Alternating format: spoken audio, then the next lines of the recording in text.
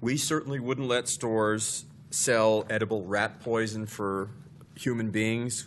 We wouldn't allow glue-sniffing salons to be available. Let's just ban it. There's nothing good about tobacco. So I think it's absurd to look at vaping as a potential cessation measure. I mean, really, we'd be better off going back to aversion therapy. Maybe we should bring back the old chick clinic. That's going to work a lot better, I believe. Now, I note that San Francisco and Manhattan Beach and other cities have passed the ban, and here we are talking about we want to lead. Well, we're clearly not leading. But if we wanted to ban the sale of all tobacco nicotine products, maybe with the exception of cessation devices, that would be legal, correct? I imagine so. It's not on the agenda today, mind you. Well, but we can amend. I mean, what is banning something. We could perhaps expand that. I mean, it's a relevant subject to what we're saying. We can cut it back or we can expand it.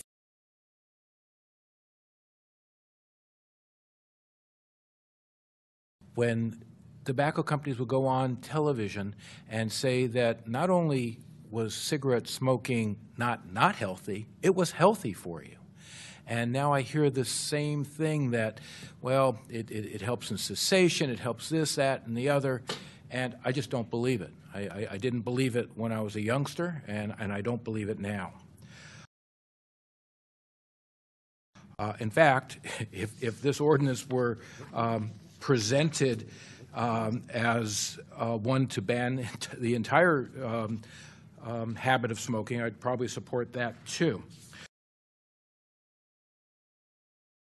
Right now, California, because of Prop 56, we have more tobacco control funding than all of the other states combined.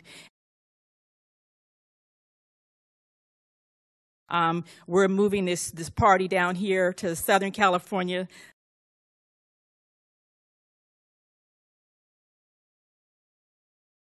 The notion that these e-cigarettes help with cessation and that it's harm reduction, I fought for, even though I know I don't look that old, I fought for needle exchange. So for maybe every adult that it assists to stop, there are 100 children that are taking it up.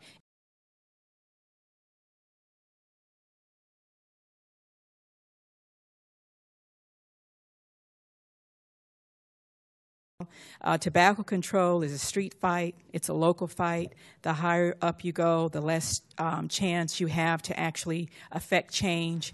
And all of our history, all of the success that we've had in California, it started city by city by city until we built a patchwork, a quilt strong enough to enact state legislation and also perhaps impact national legislation.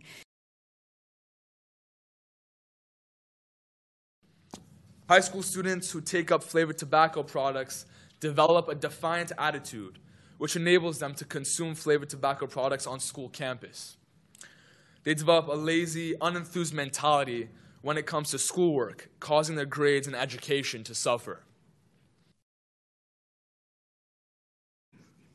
Most smokers quit smoking because of their fear of developing cancer. However, there are more chemical particles in a vape cloud than there are in that of a normal cigarette. Popcorn lung, popcorn lung, popcorn lung, popcorn lung, popcorn lung. Vaping is not the right way to go about quitting smoking, as the FDA has approved a surplus of products and patches and lozenges.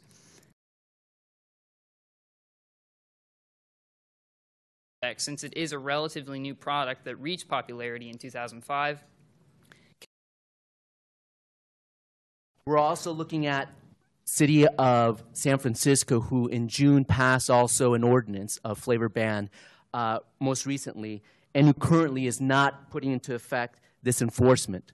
They've realized that the impact of businesses is drastic and are sitting down with them to consider the opportunity of the taking of business and compensation and transition of this plan as well.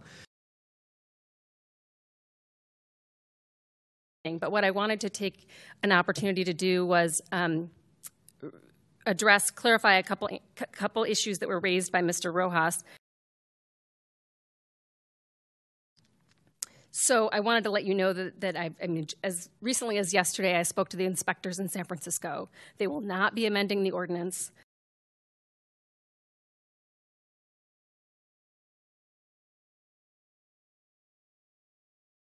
You heard a remark about San Francisco backing off, and I want to clarify my understanding is that this is not reversible. San Francisco has not backed off.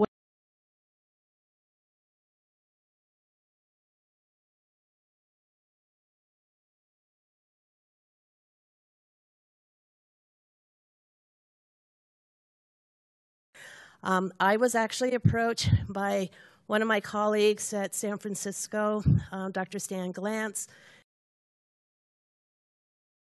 The state of California has declared that we have the resources to become tobacco-free by the year 2035. With the passage of our state Proposition 56, we have more money and we have more resources for tobacco control than all the other states in the union combined. Because it's 21 and up. It's limited access. Come on in here, 18-year-old. You're going to get carded and you're going to get told to wait out front of the store. First of all, due to laws, I can't call it a cessation product, even though that is really how a lot of clients use it. I have to call it a smoking alternative. If I call it a cessation product, all of a sudden I'm stepping on the pharmaceutical company's product, and I'm not going to do that. So it's a smoking alternative. Are you in Beverly Hills or in Los Angeles? I'm just outside of Beverly Hills. That's why I'm in Los Angeles. I'm just on the other side of the border, and I have so many Beverly Hills clients because there aren't specialty retailers that do what I do here in Beverly Hills. I'm also the co-chair of the African American Tobacco Control Leadership Council. We're based here in California, but we work around the country. I am in favor of taxing you guys.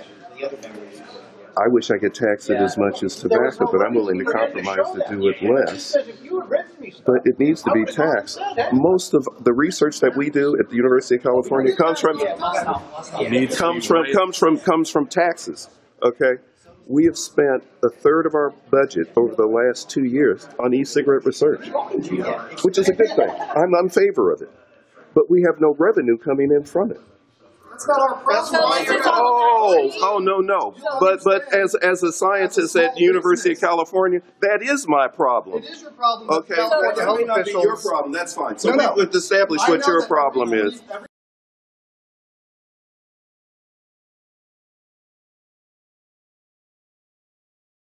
We would like you to join a nationwide movement. Chicago has banned these products. St. Paul has banned these products, Minneapolis. I was in Duluth last fall.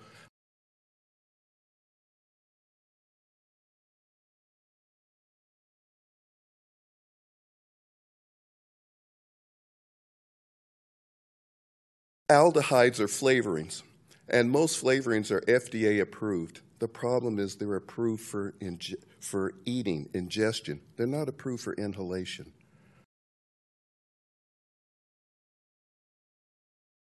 Popcorn lungs, popcorn lungs, popcorn lungs, popcorn lungs, popcorn lungs, popcorn lungs, popcorn lungs.